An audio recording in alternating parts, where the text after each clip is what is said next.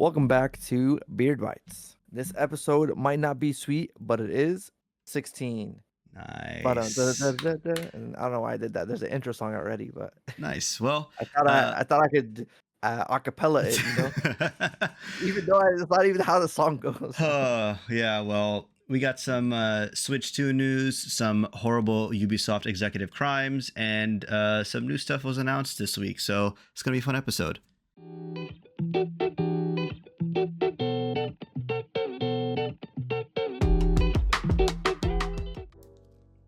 Will Death Stranding run on the Xbox handheld? Maybe. There, we got the SEO buzzwords in.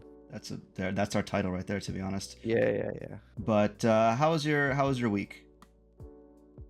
Well, it's rough. It's always rough out here. But another week, another weekend. Alhamdulillah, we good. We chilling.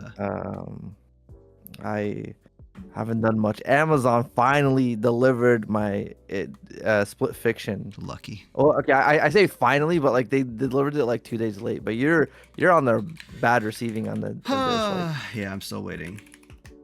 But nice. For context, bro, Amazon did him dirty. He's like a full like week late on getting his game, bro. And one of the bits was ruined for me already because people on TikTok have no shame. Essentially, they just like to post whatever they want, and they posted you just ruined it for folks. They don't. Hold on. You had the gun loaded and you just shot it into the crowd. Wait. It's different because I said that no one has any idea what I'm talking about unless you've seen the clip. Yeah, no, it doesn't even make a difference. Now they know there's a bit with. I don't know about that one. Regardless. All right, bro. Okay. This is what we should do. We should actually just bleep it out. Okay, fine. And then people are just confused. Fair enough. I will bleep it out. Yes. Anyways, because it got ruined for me too. Last week because I was listening back to the last episode just to see like how my mic levels and stuff are sounding. Mm-hmm. I'm not superficial like that, but I was mentioning I opened up TikTok and I got a bit ruined for me, and that was that bit. Okay. Because fair. I was like, oh man, like because also it just comes out at you and it's just very random. But Split Fiction, I have been playing it this week. It is it's pretty good. I don't know. This is the thing, right? Like it's hard for me to look at sequels and judge them fairly because like I go into the sequel with so much hype and excitement that carries over from the previous game, you know what I mean? Mm-hmm. And it's not fair to the publishers or whatever that like they like from the get-go I like want to experience all these great things, but like the story and the momentum takes time to ramp up. There was something that like a friend of mine, he has his YouTube channel. He was talking about how he rolled credits on Judgment and then he just let the game marinate for a bit. And I feel like when you let games marinate and sit with you for a bit, you get to enjoy, or you get to reflect on the game and realize, oh, I really liked what they did in this thing or that thing. And then like over time I don't want to say like your enjoyment like deepens, but when you talk about a game, you talk about it more fondly. So I went into Split Fiction after playing It Takes Two, and I was like, oh my god, It Takes Two is so great. And then I started playing it, and I was like, is the game bad, or is it just me, or is it just because I'm not giving the room giving the game its room to breathe? Mm-hmm, you know, mm-hmm. like I've already kind of said this is getting way too deep for some pixels and a controller, but like am I giving this thing the right environment for it to like land, or am I preemptively suffocating it and I'm not enjoying it because of that? You know what I'm saying? Yeah. And this is how you deal with the relationships with your brothers and sisters. Okay, you need to understand that it's all dynamic, right? Mm-hmm. You gotta make sure that you gotta be loose with the with some of the stuff so that you let people express themselves. This is all about some pixels. Anyways. So is the game good, or? It all started in 5th grade. That was fun. No. No, but it's a good game. We're like, I don't know how long through it, but like we've done a couple of stuff, but like they are able to kind of lean on some good tropes and some unique gameplay situations, which is nice. And it's just a good time, honestly, man. I'm excited to see how they expand the formula from the last one, because the last one was excellent, you know, and so I'm really curious to see how they expand on it. People said they do. I don't know exactly what, but I am. The only thing I will say is that there are some parts that are kind of like mini games. The only thing I dislike is that you can't replay those mini games. Like in It Takes Two, you could, you can play like a whole whack-a-mole thing for like 5 hours if you wanted to. But this one, it's sort of like, oh well, mini game's done. All right, let's not on to the next thing. Which honestly, in one of the interviews, I was gonna pull up the transcript. Actually, I thought it was gonna be funny because like, I think it was the Game Awards, like when he was talking about it, where he was like, every 30 seconds you're gonna get effed up. It's effed up, but in a good way, not that way, guys. Not that way. But and it's interesting because like, it's like the pacing of the game is just like, we're gonna throw a new thing at you. Like it must have been a hell of a development cycle, because like, you know, some games they build like a core system and you're just like, hey, this is like, all right, man, this is a third world third world third person open world, not third world, open world third person stealth action game. And so it's like, oh, this is how you craft and this is how you sneak. It's like, okay, now you have the tools, and then the game puts you in different situations. This game just throws new mechanics. It's like, all right, bro, all right, now you have a paraglider. All right, now, and then you play that level. It's like, now you have this thing that blows up this thing, and it's like, okay, it's like it's pretty fresh, man. Honestly, I will. Nice. Okay, I like for that. The context. There isn't a paraglider. I was just making things up. I'm not spoiling the game. I'm just saying stuff. As of now, you don't know there's a paraglider. There could be one. It's funny because when Ahmed and I played It Takes Two together, It Takes Two, we were playing through it and we were at a level and we're like, man, it's a little bit of a spoiler because the game's pretty old at this point, but like, wait, actually, okay, give it. All right, guys, close your ears for 30 seconds. 30 seconds. Or just hit. Yeah. So the section where it's like where you're in the squirrel area and we're like, man, this game has like a bunch of stuff. We just did a flying mini game. I'm surprised there's no fighting game. And then like within that same breath, the fighting game section came up, which was insane. Like the timing was really good. So it could have a hang glider. You just don't know. Okay. Yeah. Okay. That's not really a spoiler. Okay, guys, listen back, please. Yeah. Welcome back. Don't click away. Yeah. Welcome back. But yeah. So yeah, it was just that and playing Fragpunk, which is I know I'll keep yapping, but I'll end this real quick. Fragpunk is like a 5v5 Valorant Counter-Strike style game, but it's a lot more casual. And the biggest gimmick to the game is that like you have operators that like have unique abilities. So like one guy is focused on like turrets, and another person's focused on like arena control, like blocking things off or putting visual like sensory mines or whatever. But the big gimmick is each round you play, you get like a point, and depending how well your performance is, you get more points. You can take those points at the start of the next round and vote on like game defining power-ups, or like, oh, we'll give like, which are like super unique. Like it's like, oh, every all the enemies are gonna have big heads, so it's like easier headshot percentage or headshot damage. Or you can the one that I had yesterday was hilarious. It was like every time you crouch, you get +1 to your total health. So like, and so you start off with 150 health, and I swear I'm like spamming crouch. So I'm just like doing squats, walking to the bomb site, and you just see my character up, down, and I'm like +1. So I got like 200 health. And it's dumb stuff like this. Or the one that's like, you'll get like these like little hounds that follow you and like act like heat-seeking missiles. Yeah. Against the enemies. Or there's one where you force everybody to use a knife. It's very unique, honestly. Like the unfortunate thing is like the game is not like the most fun, but like I have to give the game props because it's doing something unique that attempts to feel fresh. I hope to see that like they can kind of smoothen this out and maybe like have this be like because like the match is only like a 1st to 4 rounds win. So like the matches are very quick. Yeah. Maybe like I want more to play, but it's good. If you're, I don't know if it's on consoles, but I would give it a shot. It's a nice. It's not as stressful as like Counter-Strike. Cause Counter-Strike, if you're not execution perfect, just uninstall the game, because people are gonna tell you to like kill yourself and all this stuff. Because whoa, I mean, yeah, they will, but yeah. Yeah, I guess I'll transit. I'll say, is that all you played this week, or? Yeah. Yeah. Did not do much. So yeah, I mean, I'll take it from there. I also played a little bit of Fragpunk with Ahmed. I played less than he did, but it's one of those things where I enjoyed how the game felt, but I don't know if I enjoyed the core loop of the game itself.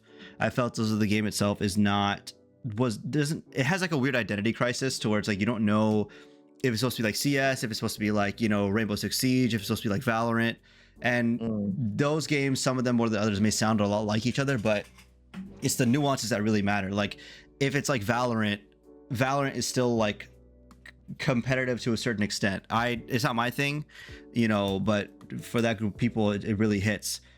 Same thing here, where this game, it really like, it has those fun like arcadey powers that like Valorant has, but it's trying to be like CS and like the tactical stuff like that. But I feel like it's too random to jump into that, if that makes sense. It's this weird third space that I'm not saying it doesn't need to be filled, but I don't know if this is the one to fill it realistically, Yeah. I mean, they I think they have a good idea. Yeah. I don't know if it's one of those things where it's like, oh, it's gonna be competitively viable, because there's so much wacky zaniness in the game.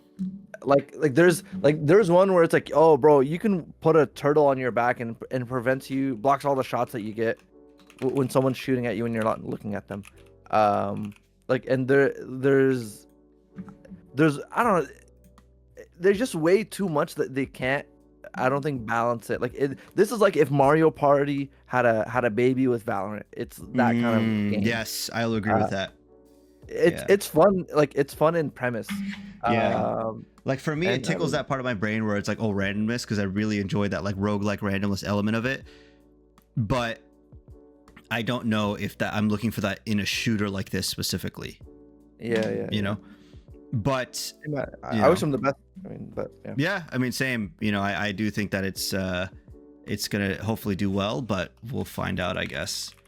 And then I also played. So we both also played the finals a lot this past week. Past couple of days. Honestly, finals is one of those games where it's like we haven't played it in a couple months, but coming back to it, it's like it hits really good. It plays really well. It feels really good to play. If you play with a full stack or a team, it's even better. Definitely like one of my favorite shooters as of now in this current like day and age. It's just so well done. They do it well and they know what they are, and that's it. There's nothing else to say about it, I would say. Yeah, it's very well thought out. Like it's like you can tell that like they weren't chasing gimmick. Like they built a whole game mode on their like it's like, I don't want to say unique, because like it's a lot of things are transformative.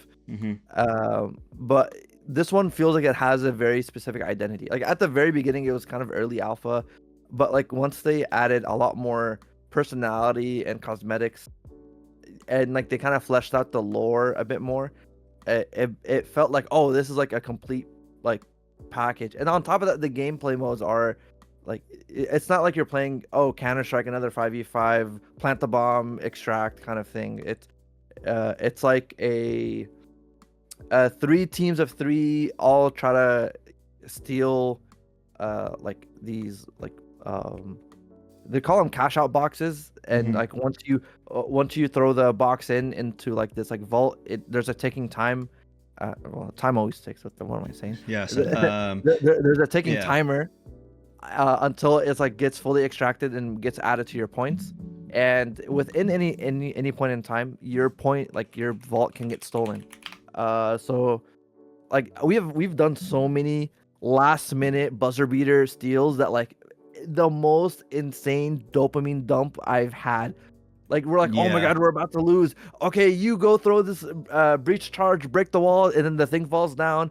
And then you threw goo grenade, and someone threw a gas grenade, and someone steals it, and then 3, 2, 1, and we gain capture right before the buzzer beater, and then oh my god, we won the game, and it's such a euphoric feeling.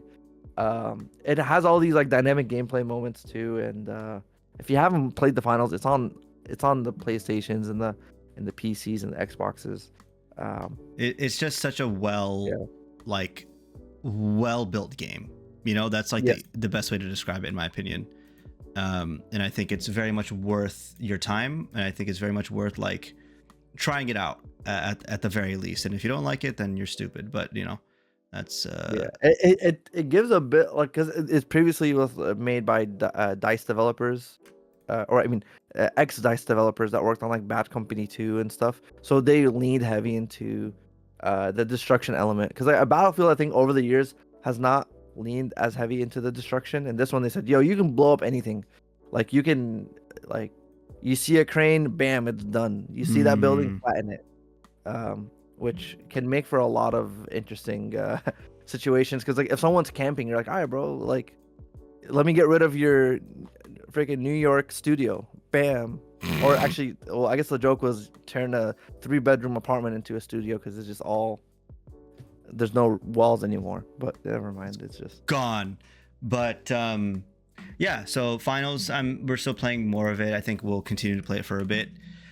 And what else did I play? So I had to travel for work, so I didn't play much. So the things that I played are relegated to the past like 2-3 days essentially. But played more Monster Hunter. I'm in the end game state towards like I can hunt high rank monsters and tempered monsters. Very fun, honestly. Like I'm experimenting more with this game than I did with previous Monster Hunters, and I really like it. I do see the like, I don't want to say complaint, but the like thing to say like, hey, this is like really beginner friendly, and it's very beginner friendly, and that comes with positives and negatives, to where the game is at some points incredibly easy and at some points a little bit difficult, but no, it's never, from what I've experienced, it's never like this is hard, you know, like things like that. But I think those things can be fixed with balance adjustments and all that stuff. If you're like a veteran of this game series, and you're like playing every single one, and like you're, you know, optimizing your runs or whatever, and optimizing your hunts to the utmost extent, you're gonna breeze through this game.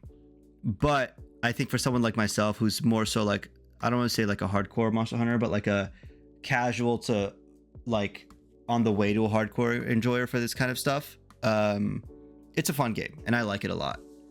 I'm still going to be playing more of it as well, because it's like one of those things where it's like, oh, like I really want this armor set, okay, I need to go hunt this monster to kill it and build this armor set. And once you build the armor set, you get that like dopamine hit of like, okay, cool, like I did it, now I can do something else, or like, you know, it's like a fun evolving task list in my opinion.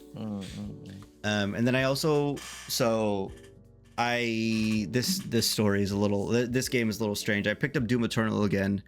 Main reason was that my friend, he's a very big Doom fan, and he, you know, we were talking about Doom and all this stuff, and I was like, man, I haven't played it in a while. Let me give it a good shot again, because I want to try it Dark Ages, but obviously it's not coming out for a while, so I needed something to like satiate my like Doom-esque FPS vibe. So jumped into Doom Eternal for a little bit. It's fun. I mean, it's Doom Eternal. It's nothing too crazy different that I have to say about it. I bought this game recently, yesterday, I think 2 days ago, called Zombieville USA 3D. It's a very fun game. It used to be on Android and iPhone. It's like it was a 2D like somewhat side scroller like zombie survival game, and it was really enjoyable. And I saw they had a Steam version. I was like, oh, like why not? It's cheap. It's on sale. Like I want to try it out, and I'm actually really enjoying it. It's very cute. What else did I play? I played Outer Wilds again. This is my playthrough again for this year, and I'm really enjoying it. This guy plays a puzzle game. Brother, you know the answers. No, I know, but it's one of those things where like I've forgotten like some of the details of the game, if that makes sense. I don't know like the intricate workings of a puzzle. It's like, oh, I can't quite remember it. So I'm hitting that sweet spot of enjoyment. I'm like, oh yeah, like okay, it's coming back to me. It's like a nice comfort game, you know? But correct, I do know the bigger general puzzle like answers, but it's cool. It leads to me to go through the game in a different light, to where it's like, oh, like I don't have to deal with like this puzzle in a certain way, because I know like what I need to get from it, so I'm going to tackle this puzzle from a different method. So it's a fun creative like process, I would say. Fragbug Finals talked about that. I bought Kingdom Come Deliverance 1. I have not played it yet. So interesting. I will let you guys know how that goes. I bought it because it was on super sale. It was like $7.99 for like the basic edition. So I bought the ultimate edition for $10, and it's like, okay. Bro, I feel like it's super jank. Yep. I don't know, just something about it. My brain is just like, I can't. Yeah, that's what I've heard. But I've also heard it's like one of the best games. So I'm really excited for it to try it out. And then I also, it hasn't come in yet, but I was able to secure a 5080 for quote unquote retail price from like a Newegg. And I'm excited. It hasn't come in yet. Hopefully comes in today or tomorrow, but going to be playing games on there. The first game I will be booting up is going to be Velatro. I promise you that. So, bro, he's not even going to boot up Among Us. Nope. I don't know if it can handle Among Us, so I need to play something lighter, you know? But yeah, I mean, I'm excited. I hope everything works as it should, but you never know. Cool. Let's just jump right into the news. I hate this. First thing on the docket is the Switch 2. There were some details that they didn't leak, because what happens when a product is about to release or like is in the process of like getting all the certifications like that, the FCC like has to get certain filings from the company. And with that, according to The Verge, we got some details on the Switch 2, which is it will have NFC and Wi-Fi 6. So they filed these patents and these, you know, things that will be in the machine, and these are some of the things that people are coming out with. So it has 2.4 gigahertz Wi-Fi support, 5 gigahertz Wi-Fi support, not 6 gigahertz support, and it also has let me see here, Wi-Fi 6 support and NFC, which is what they use for the Amiibo. Is that what it's called? The little dudes. Yeah. So they also said that the charging ports from the top and bottom of the machine can charge the machine. So that's kind of nice to see. Very nice quality of life improvement. I'm actually not surprised they did that. I'm actually like happy that they did. And that's like something that's like, so for me, I didn't have that issue with the Switch. Like if I wanted to charge it on handheld, I just plug it in on, you know, on the bottom one and just use it. But apparently it's like a big issue where people like want to charge it from the top and play the Switch. So I'm glad they added that in there. Yeah, apparently some of the rumors that are saying that so part of the FCC filing is that they might have a GameCube controller. I don't know if it's just a controller for itself or if it's a Joy-Con that would get like a Joy-Con mold or something that could be possible. Or maybe it's just a GameCube controller, which is like, bro, we've been having those. I don't know if that's anything special, but I think apparently part of the patent stuff as well is that it is going to be relying on upscaling, which I mean I'm not too surprised on, but just anything to please make the game look good, because I'm tired of playing on like my TI 83 from freaking high school. To run Zelda or Mario or something. They really need to kind of hopefully have this be somewhat modern. When it's chugging like crazy. Yeah. It's not fun. But like, dude, it was crazy because I saw like my wife was playing Kirby, like the one that came out, like the one that has like the Wonder Mode, or where he eats freaking vending machines or whatever. Oh yeah. That game, dude, she played it right after Astrobot. Stark night and day difference, because dude, like I don't know what it is. Maybe they just got the game out too quick, but there was like no music running at like 30 frames a second. Oh, really? Yeah. And like it was just like a cutscene, and you just hear like there's like no sound effects. Like you don't hear the like sound effect of when he's like sucking, when Kirby's like sucking the whatever in, and like what? Man, this guy, bro, chill. and there's no like sound effects of like him punching or something, and it's like, okay, but like when you play the game, it has that. So it's like there's like, and I don't know if they just didn't do that because the cartridge is so small or something. Mm-hmm. But they really need to like make it feel like you're not playing a freaking PowerPoint presentation, man. Hey man, but Nintendo, hopefully y'all apparently from the April showcase, it's supposed to it's rumored that they're gonna show off Metroid Prime 4, and that's supposed to be like so amazing, even though it's like been so late. But maybe that's gonna be their system seller because Zelda's maybe too far away and maybe Mario's too far away. But I think Mario is gonna be one of the ones, and Metroid for sure. I think it'll be both. Yeah, but like, oh, you think there's gonna be a Mario? Yeah, absolutely. Because like, I think Mario, like the last Mario game they released, from what I understand, is the Mario Wonder, but that's like that's like the side scroller Mario. I think they try to release like a 3D platformer Mario that they're like well known for, or rather something like that. But maybe if they make a remake of Sunshine or something. Oh my god, I pray, dude, that'd be so sick. No, would you go crazy if would you pre-order day one, dude? Man, maybe that, or a Mario Galaxy 3 or something like that. Something like, the thing is, I'm a huge mark for Mario games like that in general, so I might cop it anyways, but we'll see.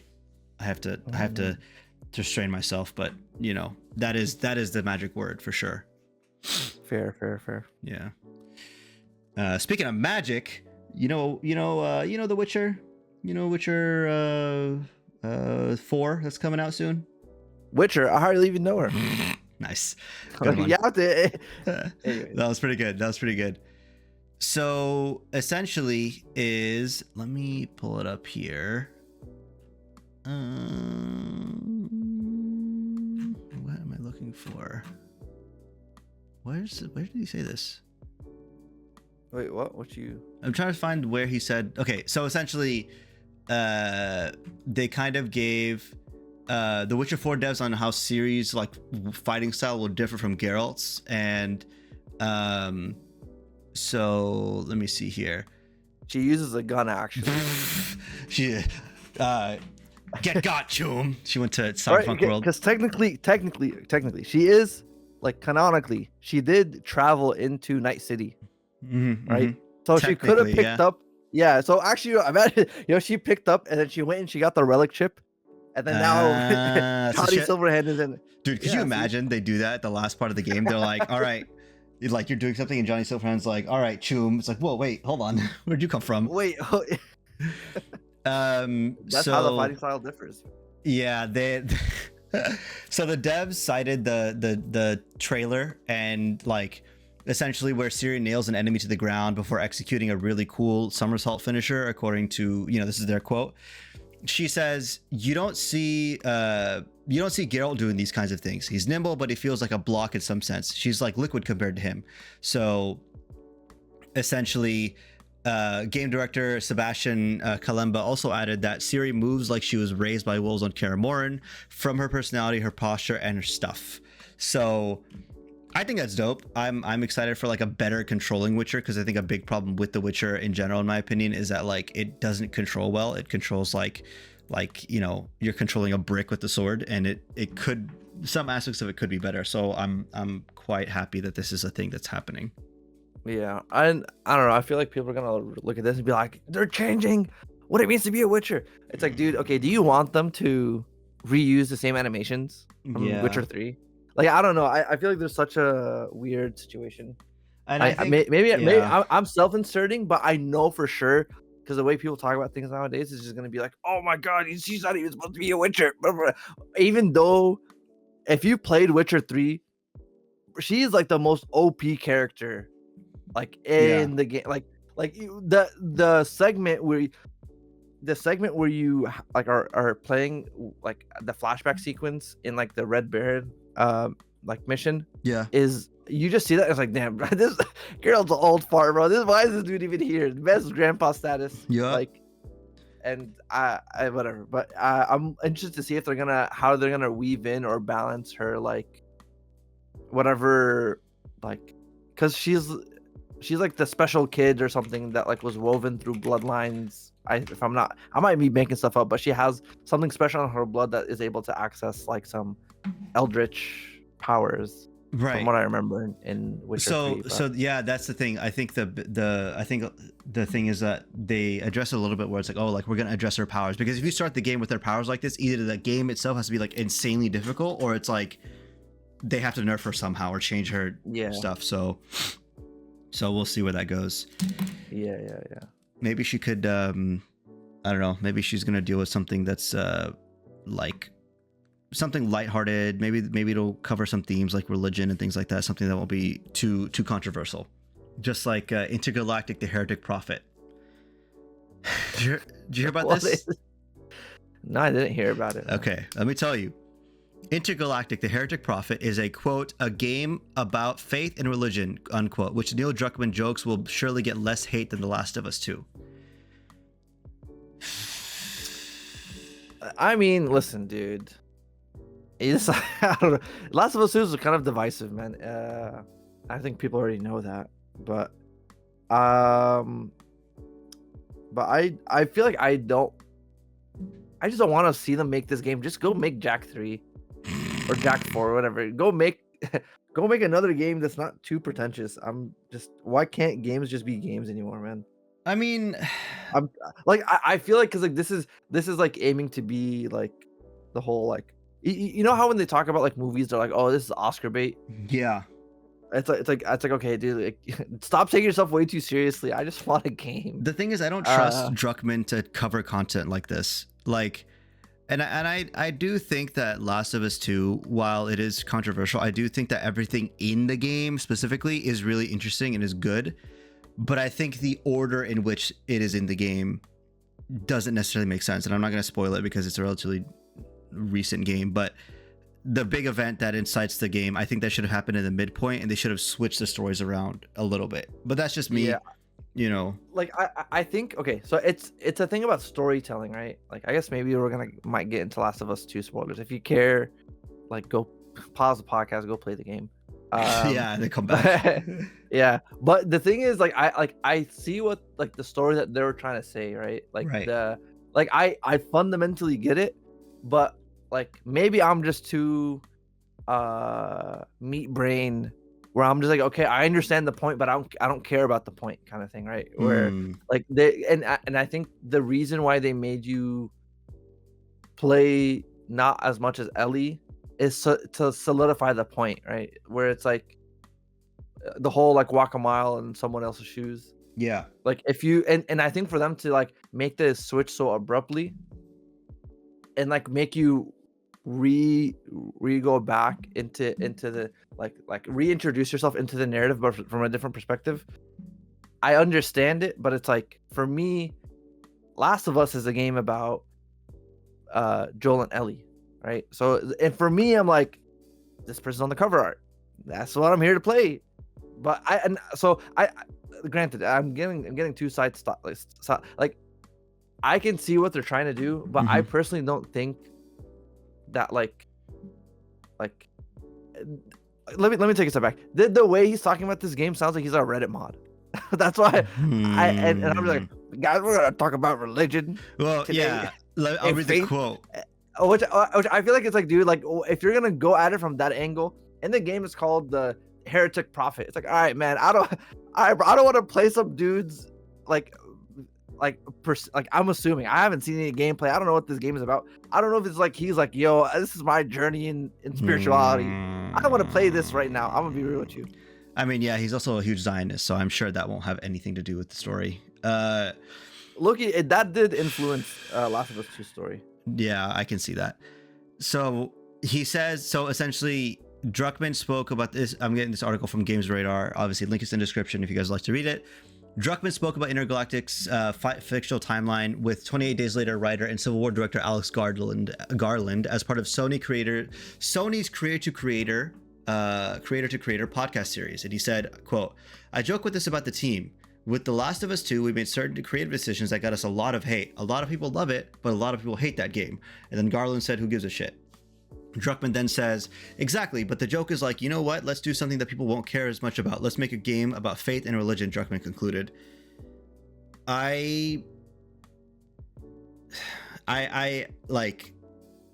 not gonna sit here and say that those topics of conversation in a game are not interesting. I think they're very interesting, and I think done right can tell a very compelling story. For example, like Metaphor told a really good version of that story of like what it means to have like a instated religion and like being taught a certain way. You know, like those things can be interesting, but with the way that I think Druckmann tells stories, especially from the last game to here, I don't know if they're going to take lessons from the last one and apply it forward here.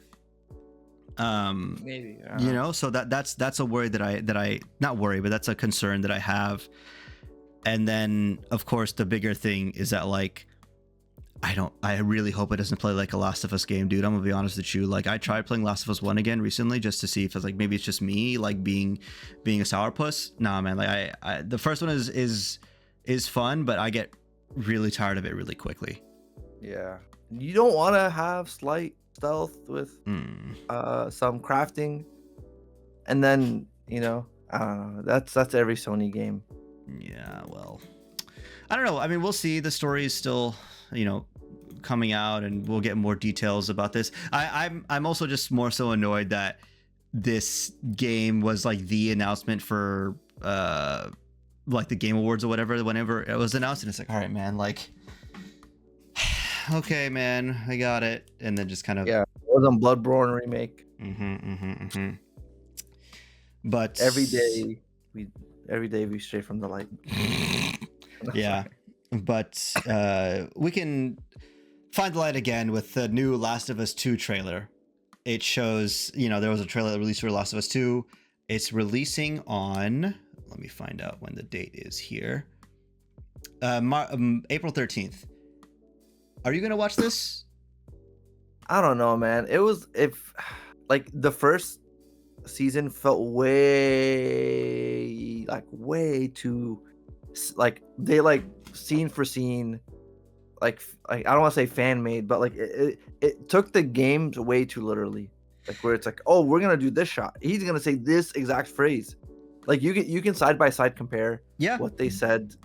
So I felt like I'm like, oh, I remember this cutscene from 2013. Like, why am I think that the TV show doesn't do a good job of portraying the zombie threat as much as they could have. Which, fair enough, it's a character show. Like, I'm not gonna pretend that like people aren't here for the characters.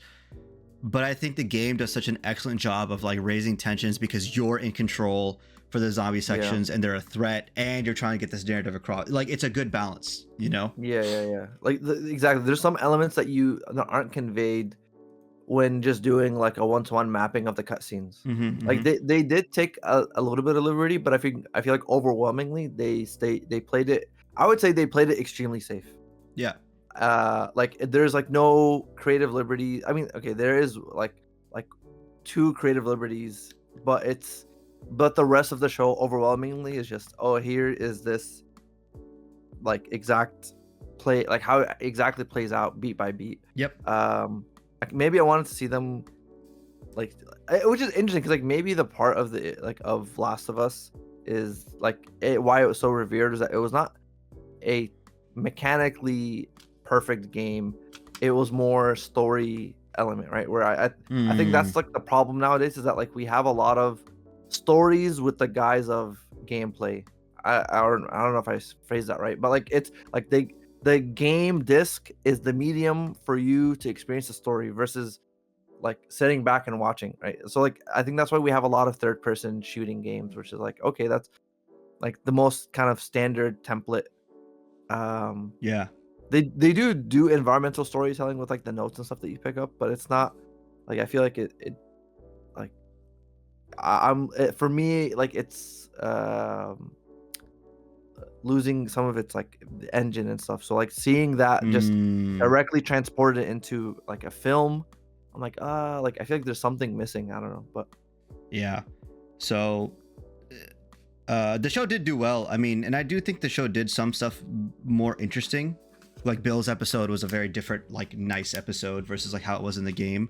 Not saying the game was bad, but it's a nice take on it. So if it's stuff like that, I'm very curious to see. Like I like it. I'm actually, so maybe they'll do the big switcheroo in the show. You know what I'm talking about? Yeah, apparently it's supposed to be two seasons. So that would be really interesting if they did the switcheroo that I talked about in the show. That would be a very compelling storytelling like mode, in my opinion. But we will find out if that is the case. I don't think it would be, because they're pretty confident in their decision about the original game. So we shall see. We shall see. And you know what else we shall see? Now, this is the biggest story, in my opinion, of the podcast. The Death Stranding 2. I mean, not really, but Death Stranding. This is the one I'm most excited for. Death Stranding 2. There was like a 10-minute trailer that dropped, and we got more details on the product that's releasing. We got more pictures. We got like what's in the premium bundle and things like that. Dude, this. Oh my God. I am so excited for this game.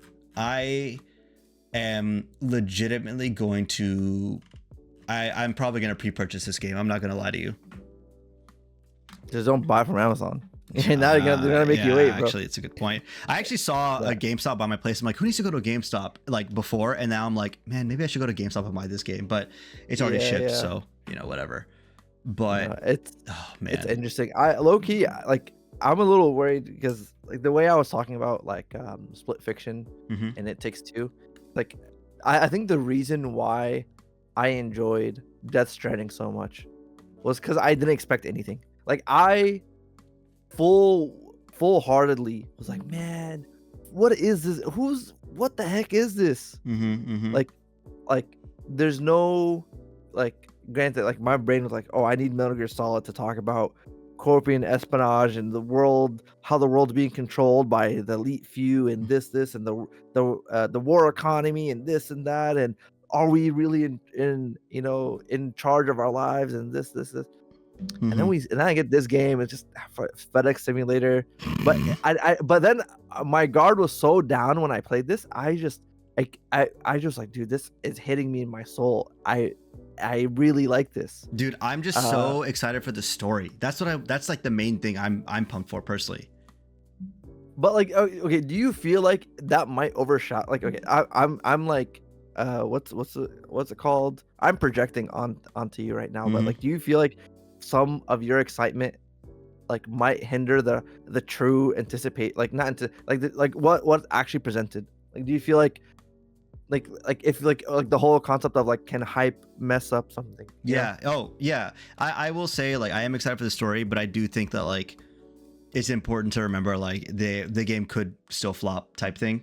I don't think it will, because Kojima usually cooks, but I mean, not the flop, but like the whole idea of like for example, like imagine like I explained to you like, oh, this like I'm gonna give you a T-shirt and like I explained to you that it's gonna look blue, and then you start thinking like it's this very specific shade of blue. Like you're thinking it's like midnight blue. It looks like this, and then I go give you a sky blue shirt. But then it's like the shirt's good, and I told you it was blue, but then you thought that XYZ like it doesn't fit what you think. That's how I'm feeling about this game, where I'm just like, let me just not watch. I mean, I watched the trailer, but I was like, let me not care. Like, let me not care. I'm like, let me just like act like I don't care. Like, whatever. Kojima, you make the game.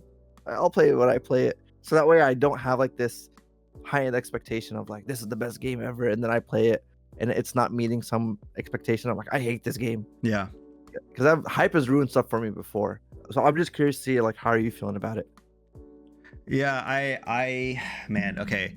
I am hyped for the game. I am hyped for the gameplay, because like we said, we did enjoy the gameplay. I think you bring up a good point. Like, don't be too sucked into the story to like analyze the game itself.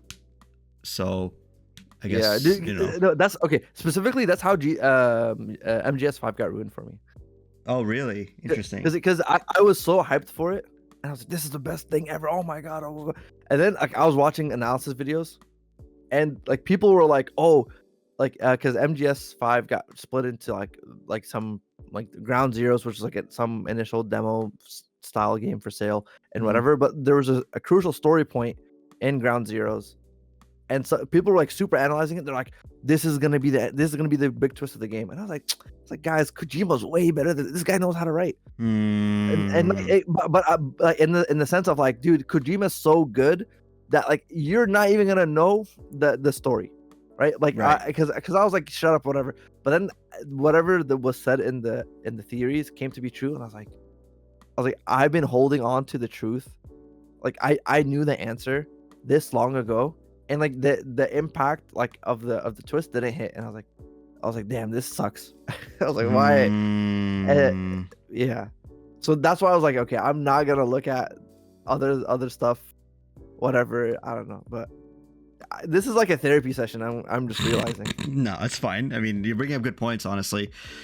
I think, I guess to more details that were released were, so we gotta see what was released in the collector's edition, which is a lot of stuff, obviously.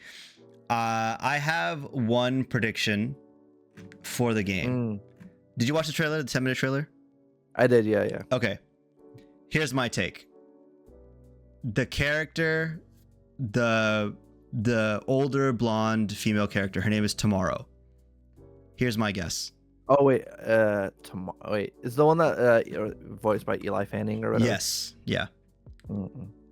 I think she is going to be the baby. She's going to be Lou, transported into the future or whatever, or into the past. That's my take.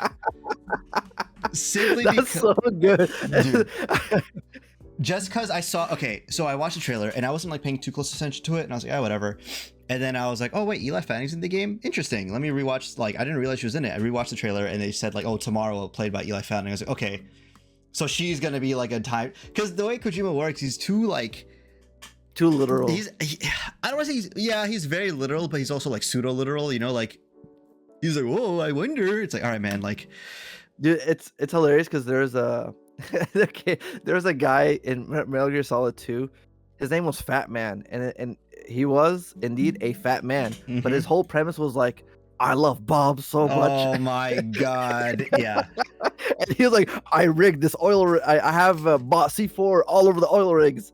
You have to get him. And it's like, and it's like the last Bob is like, yeah. And then in Death Stranding, it's like you meet a guy named Heartman, and it's like, my name is Heartman because every 50 seconds I stop my heart to go find my wife. It's like, dude, what are you on? Yeah. So that's my take. I don't know if that will happen. If it doesn't happen, that's fine. But if it does happen, that would be hilarious. But we'll find out, I guess. I honestly don't know. I so stupid. This man is like, he's such a fun writer, but at the same time, he's like, all right, man, like, it's like, it's really like I'm 14, I think it's deep. yeah, literally. It's like, I'm fragile, but I'm not that fragile. Oh god, yeah. So we'll see. We will see. Just like we're gonna see Xbox's new hardware plans, which begin with a gaming handheld set for later this year with full next-gen consoles targeting 2027. This is from Windows Central, and we got a little bit of details on that. Essentially, they are working on a PC gaming OEM like Asus, Lenovo, MSI, whatever, on an Xbox branded gaming handheld. So slated for 2025 if they meet, production plans, things like that. Codename Kennen, and it's being told that it will look unmistakably Xbox, and complete with an Xbox official guide button and Xbox design sensibilities. And I mean, you talked about this before, so I'm telling you, man, this is it. I think this is the strat. I saw a TikTok that, like, I don't know the truth behind this, but it sounds so genius that this could be the move. So the idea, so here we have this handheld, right? This handheld, let me see if it's running Windows or if it runs a specific,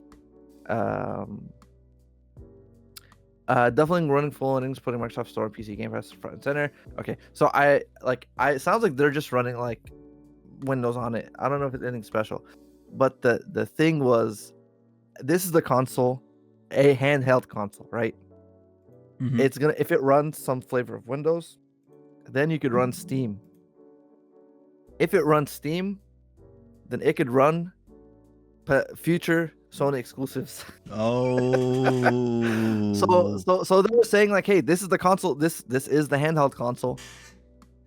And then like Xbox said, well, we're gonna have like physical consoles down the future, like for your home.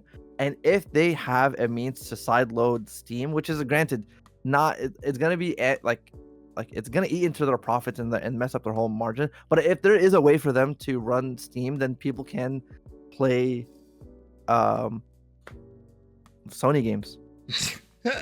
Yeah, we'll see. That's how, that's low key. Okay, if you think about it, like he's doing what Phil Spencer, like if this is the play, I granted it might not even be, this is just some TikTok, it's just random, just people just joshing online. I don't know about this one, but yeah, go ahead. But if he does it, like, okay, what, to quote Marvel or whatever, Thor Ragnarok, what does he do? He's like, oh my god, I can't beat Hela, what do I do?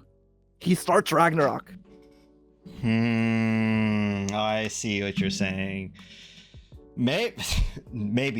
It's so stupid. Yeah. So many people's retirement funds are invested in Microsoft, and if they do this, it'd be so stupid. But maybe it works.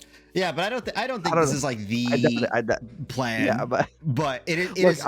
I'm huffing copium, bro. I'm huffing every element on the periodic table right now. I don't want to see your huffing copium. I think what you're saying makes sense. I think what you're saying like is the logical like next step for this product and this product line. I don't think this is the main reason they're doing a handheld. Yeah. You know? No, yeah.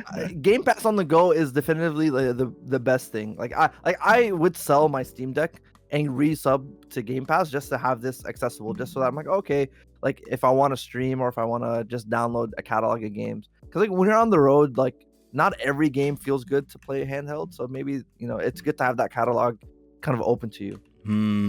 I see what you're saying. Yeah. That's cool. Yeah, I think this will be an interesting process to keep a lookout on, because it's also like the thing is who do they have to beat right now, right? They legitimately just have to beat Steam. And if they and that just means they have to do like certain price points, they have to do offer certain set of features. So with Steam being the only, I guess, so there's like the Legion Go and stuff like that, but I guess from a first party like game like manufacturer, if that makes sense.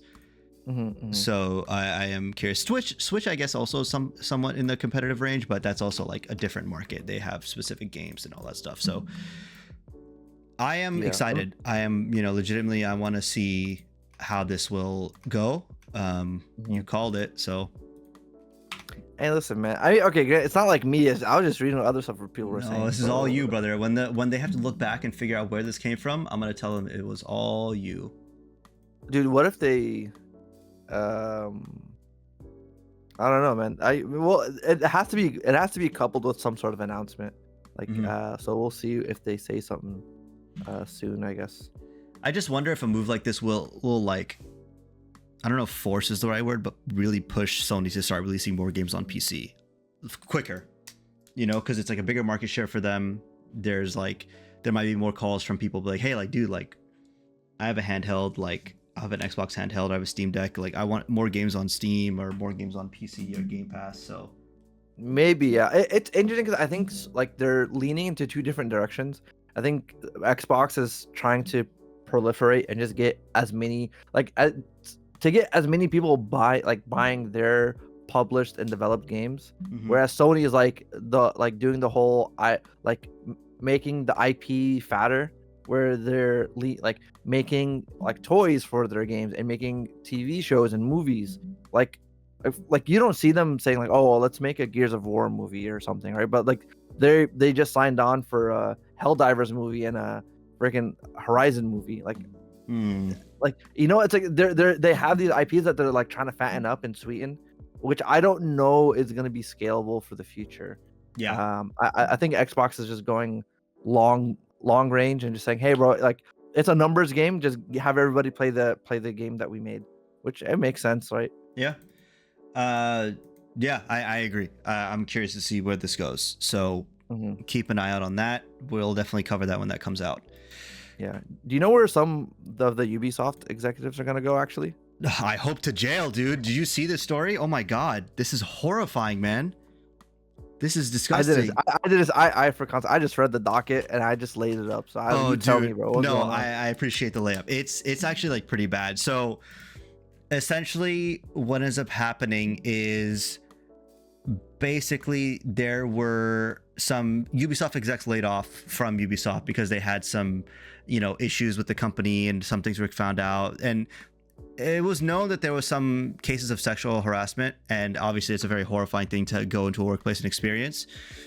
Apparently there was like a lot more, according to France 24, sexist, racist, or homophobic insults, permanent humiliation. 3 former senior executives will explain themselves from Monday. This is translated from French. So from Monday before the Bobigny criminal court about the system. I don't know how to read it. It's a very serious situation. It's just, I just hear that. Yeah, sorry.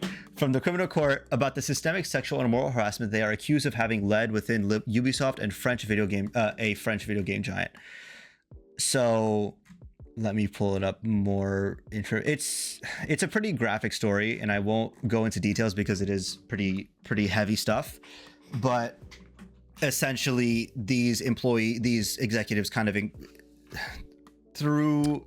Oh wow! Yeah, it's pretty heavy, and I think that like if you guys are interested in reading it, definitely read it. But it talks about how they were like publicly calling people like bad names, like like slut, things like that, and they were talking about like other sexual harassment within the company, and they unfortunately, like, this is something that came from the top down. So the top executives did it, and therefore other employees felt it was okay to do, and it kind of reciprocated to the entire company, therefore giving Ubisoft this reputation of like being a disgusting, like, sex crimes like place to work for. Yeah, it's crazy. I'm reading some of this and it's like, oh, he would go up and just surprise kiss people.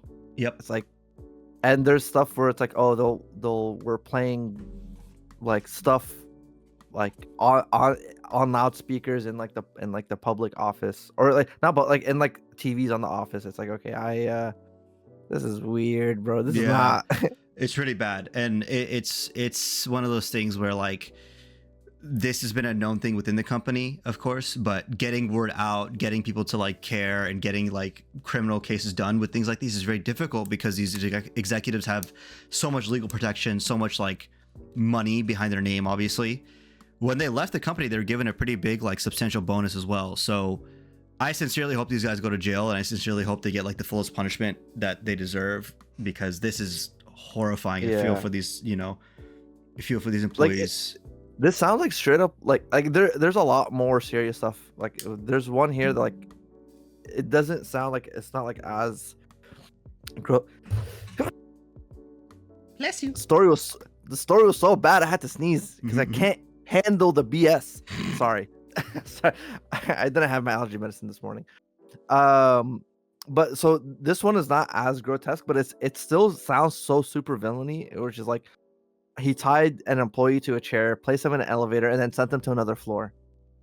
Like, how horrible is, like, that's like, there's a lot more stuff horrible in this story, but it's like just like a thought that's like, bro, this is like some like Guantanamo Bay like if I heard this like from someone telling me this, I'm like, what? No, there's no way. Like, I don't, obviously I believe these stories, but it's just so ridiculous. Yeah, it's like out of a movie. Like, you wouldn't suspect that this is happening in for real, but yeah, exactly. So I really do feel for these workers, and I hope that they get the justice they deserve. Like, dude, one of these things that's in here is like, essentially after there was like there was some attacks in 2015, essentially done by extremists, and he so stupid. Like, one of the execs asked like an employee of Muslim faith, saying like, hey, do you believe in what they did? Like, are you cool with it?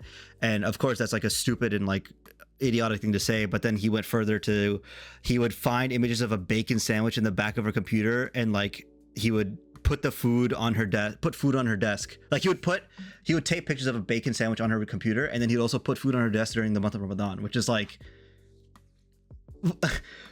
Yeah, Like bro.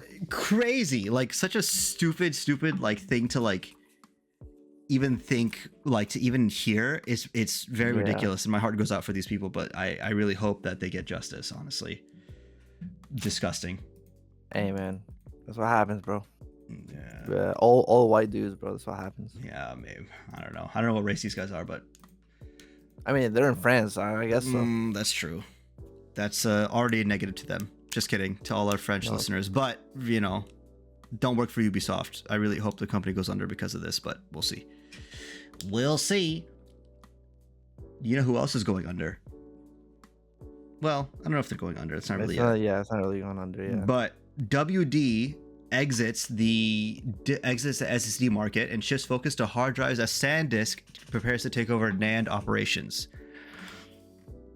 I'm honestly a little surprised about this. I did not think that WD's things were not like, I didn't think they were hurting, but they essentially, the CEO kind of came out and said, as AI accelerates and impacts industries around the world, and as companies generate and store more data, HDD exabyte shipments are expected to increase, which I did not know that. I would think that SSD stuff would increase versus HDD because it's more reliable technology. It's, you know, more compact, more efficient, but I guess not. The HDDs are going to be, you know, on the rise from WD specifically. Well, because they sell a lot of like enterprise stuff, so it is a lot cheaper to buy.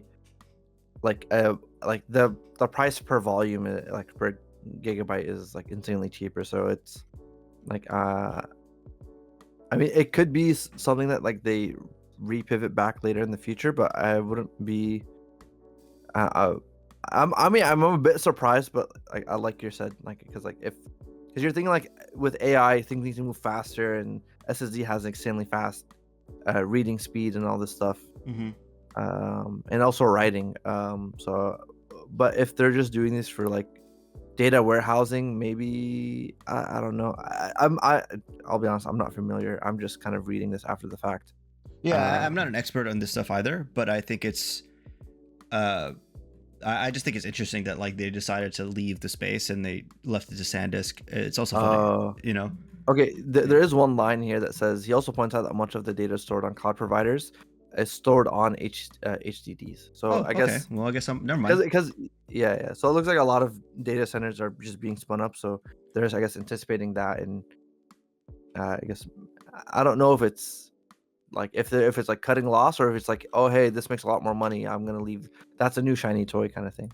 Yeah, and at the end of the day, like these guys, I mean, they know what they're doing, and they do make good hard drives. So if they are able to focus on quality products like that, then that's probably the way of the future for the company. So I think that makes sense. And then there was some news. So that's you know that's exciting to see, I guess, or rather, it's an interesting change in the market. Just like there is a new change, a new shakeup in the market that Ahmed had no idea this was coming. He did not predict this in the slightest. But what happened? Basically, there is a rumor of an Oblivion release soon. I don't know if is this like opening up for you or no? Let me see. It's not opening up for me. Let me see here.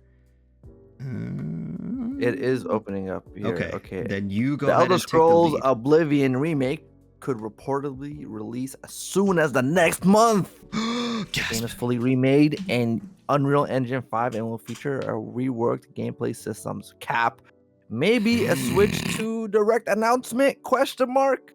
Well, I don't know about that. That doesn't really, like, it's not that it's not possible, but why would Switch be the place to announce it? But then again, they also announced like the Street Fighter like 2 re-release, or rather Marvel's Capcom 2 re-release things. So Nintendo's been getting some pretty good releases, I would say. Yeah. I am whelmed at this announcement. I'm curious to see how it's gonna go. Yeah, I mean, it's I kind of want to I just want to see what it looks like, honestly, man. Maybe I'm just a hater. I just want to see what it is, because this has been going on I've been hearing about this for a long time. This maybe they might even announce it low key like wombo combo with the what is it called, bro? That game we were just the handheld. God damn, dude, what is The going on Stranding? with my brain? No, with the handheld, the Xbox handheld. So like, what if they do that? I mean, that could be the move. Yeah, I want to play it. I've never played Oblivion, so I'm curious to see how it's gonna go. Yeah, I mean, I don't know how much of the game they're gonna change. It's just, bro, please, I'm sick of seeing the same animations. But to be fair, this was the OG, so it's not like it's like everything. That's the thing, you know. That's the thing, you know. Like, and that's why they said gameplays, new rework gameplay systems. I'm like, all right, bro, I get. Yep. Just like Sony's new AI trained models, bro. I don't know. Bro, you're not feeling this one. I hate just this like story, Sony, dude. It's just such a dumb. Okay, here's the story. Essentially, leaked footage shows Sony experimenting with AI-powered characters for PlayStation. I don't know why they think this is a good idea to like pursue in terms of like creation and character development and things like that, but a video release. It's actually funny because it's like the video that released was essentially someone, the Sony software engineering director was experimenting with an AI-powered version of Aloy in Horizon Forbidden West, which is really dumb because that game is explicitly about how using AI to like push for this like to push for the future and things like that like is the doom of humanity, and they choose this character to do it with. Like it's like there's no self-awareness, I guess. The brother didn't play the game. He did not. No, he did not watch the movie. He did not. Yeah. And I am just like, I'm not opposed to using AI as a tool for bettering workload and things like that, because I think that game developers are overworked, and I do think that they have a lot on their plate and things like that. But to take away from the creative aspect of it is like the one space where it's like, dude, like that's like the one thing you need, that human touch, you know? Yeah. So because I feel like part of this is like, because there was like a Skyrim mod for this where like that you can plug in like Chat GPT like to give responses. So like basically depending on how the player react or how the player does stuff, like the NPC will react accordingly. Okay. So I'm assuming that might be in the same way where there's like, oh, how do you have something that's like that can just generate interactions and stuff, right? Which I think conceptually sounds pretty cool, where it's like, oh, you have like the NPC can react to me in a way that's like a bit more dynamic, but like the thought behind it is, oh, you're literally snubbing out like voice actors and like face animators and all that stuff out of the kind of equation. There was a TikTok from Ashley Birch, who's the voice actress for Aloy, and she was like, yo, I'm not really vibing with this, not because of her job, but she was like, just the general idea is like very weird, and it doesn't really set a good standard for things moving forward.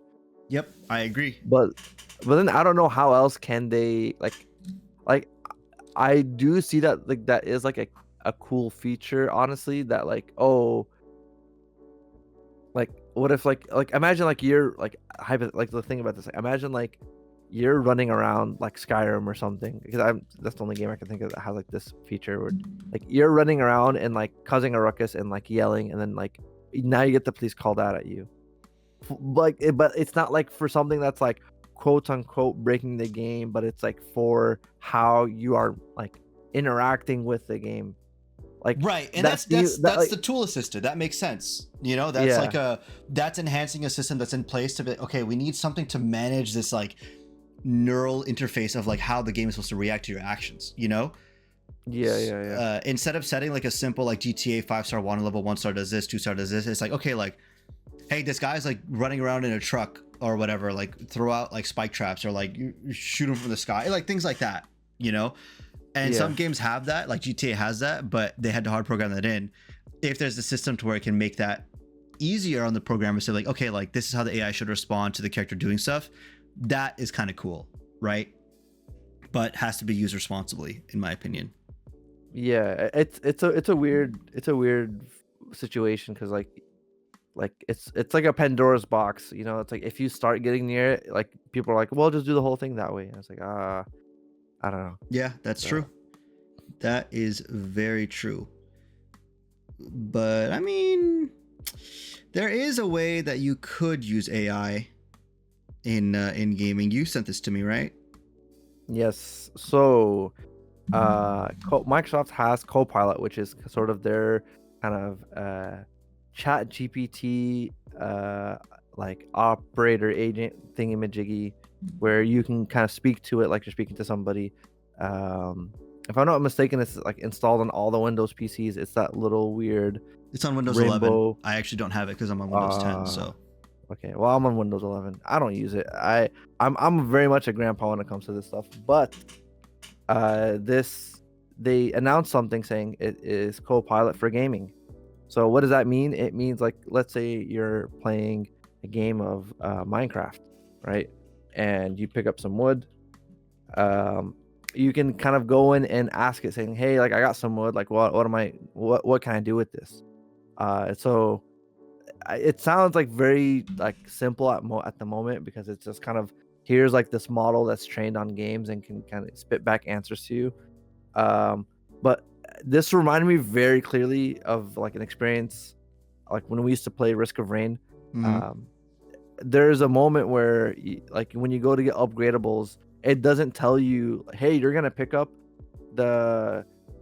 this thing which is gonna increase your fire rate. It's like you just have an item and it has a color and it has a look to it, and you're like, I don't know. The only way you would have known is if you've played the game before / you have a guide up, essentially. Yeah. So to take a quick step back, is that Risk of Rain is kind of, it's a run-based game where depending on the items you build or items you pick up, it helps you make a specific build, right? So some items will like increase your fire rate. Some items will like give you more health or do more damage to bosses, things like that. Yeah. So, and sometimes so some of the items have like really good synergies with each other, and then some of them kind of like not really debuff, but like they don't build into your character like well enough. Correct. Yeah. So a lot of times, like when we were playing, we're like, I don't know what this is. So one of our friends would literally pull up Copilot and be like, hey, I'm playing Risk of Rain. The item looks like this. What does it do? And then he would figure this out. So I texted him. I was like, dude, this is literally made for you. So it would be interesting to see in the future, like, if you don't have to text it, you can just speak to it.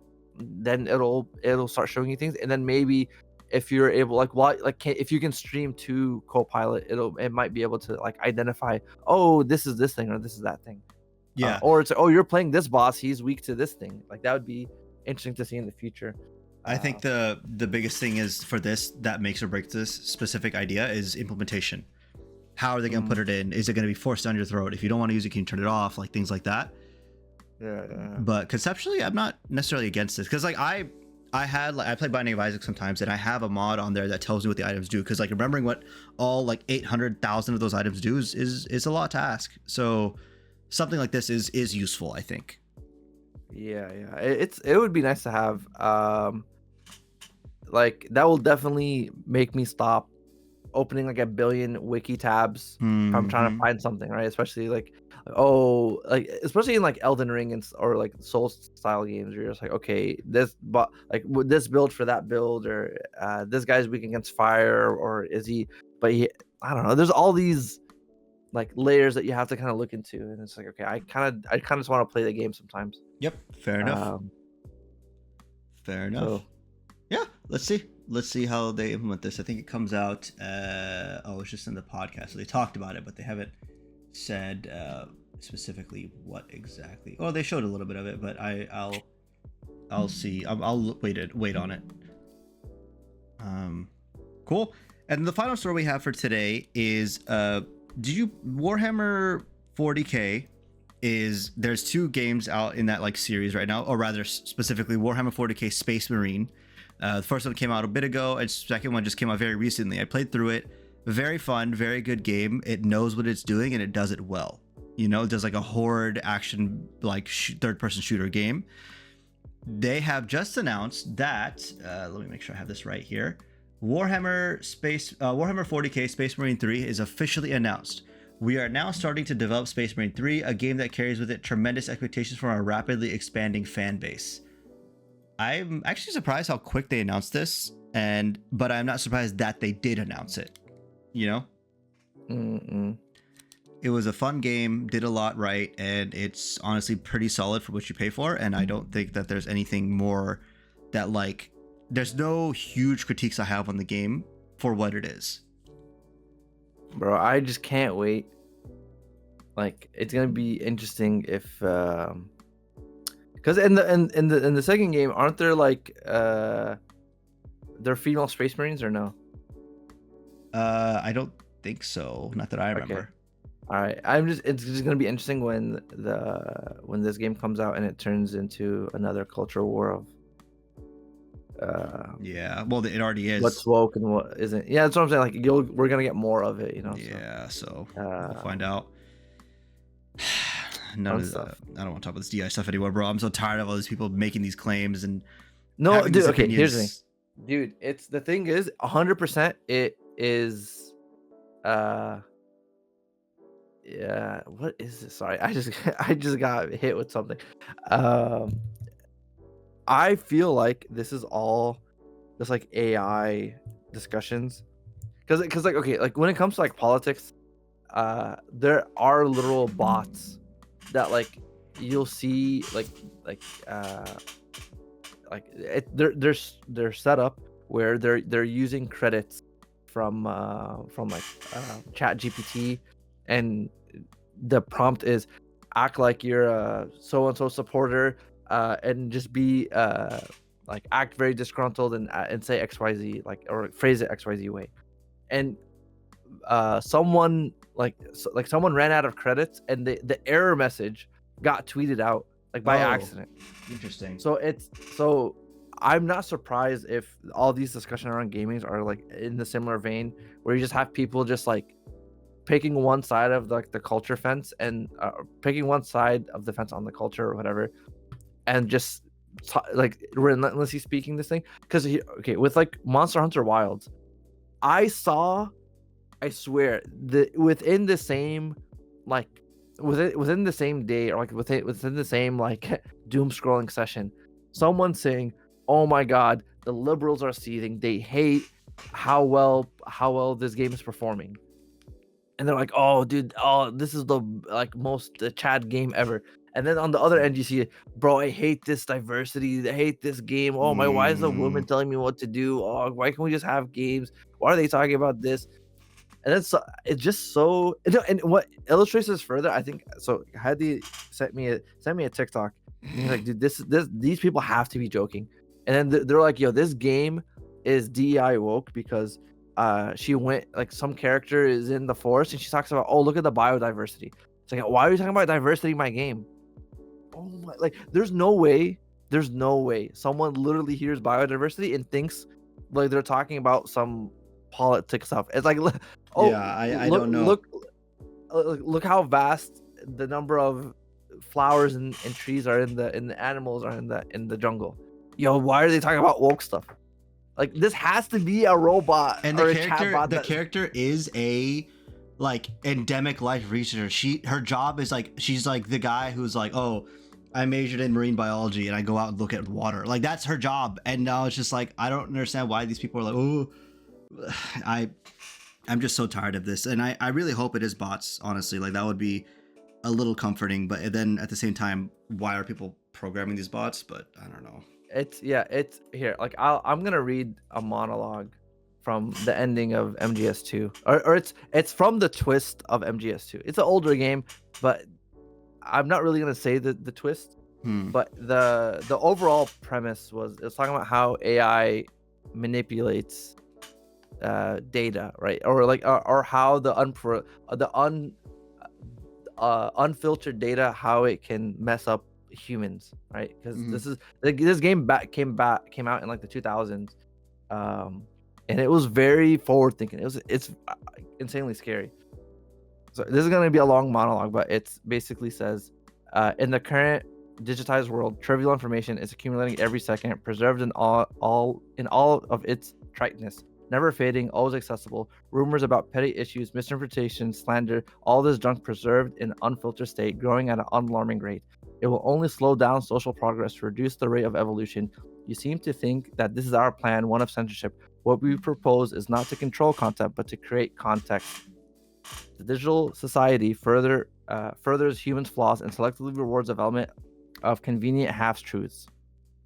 This goes a lot longer, but this dude, Kojima was mad spitting on this. Actually, I can maybe you should play MGS2 by itself, but it's the twist in the game scared me so much as a kid. But looking back at this is insanely scary. Like how because because this is back then. Kojima was talking about memes, like in just the core structure of like the root word of like the transformation, the transfer of information.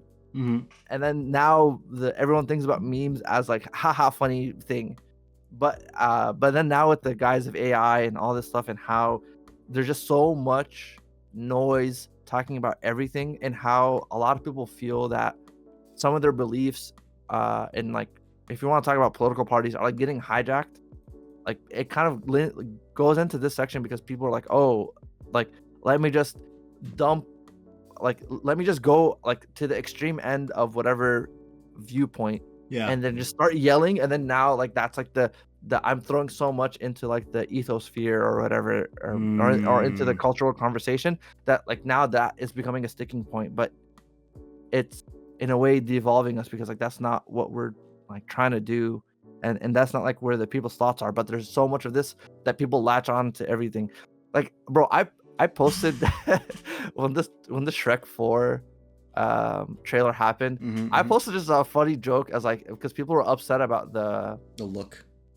People are upset about the art style and the look, and then there's just this dumb picture. It made me laugh, but it was like, oh, let's compare the skull sizes of Shrek, and you see the new one, they turned him into a female, and I just posted it as a joke, and someone was like surprise reacted it, and I was like, oh my god, it was a joke, dude. That's not what I meant. Yeah, I don't know. I guess we'll find out. If the thing is, if these people feel this way about these games, if they are real people, then like don't play it. Like that's it. Just don't play the game. They don't even play games to begin with. That's what I'm saying. Like there's no, if you're not in this space or you don't enjoy it, then there's no point in you like trying to be here and like have these comments, because it's not progressing anything, and it's not doing anything useful.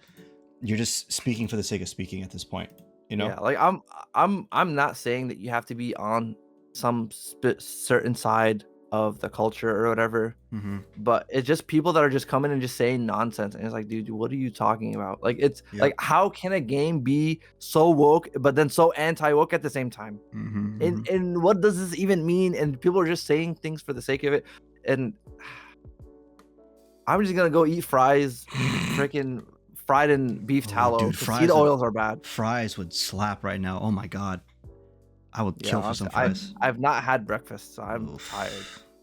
So all right, we'll end it here. Any closing remarks? If go call someone from your family, tell them you say that you hope that they're doing well, checking on folks. That is my closing remark. Nice. I agree with that closing remark. And my other closing remark is yeah, play Balatro. That's it. Oh my god. But yeah. All right, guys. Y'all have a good one. Peace. If you made it this far into the podcast, drop a comment saying Baba Booey. Baba Booey. Or don't. It's your life. We can't tell you what to do. But it would be nice if you did. Oh, play finals. Play finals. Finals is the one that I actually. Yeah. Play finals. That is actually a good one. Yeah. All right, guys. Later. Bye.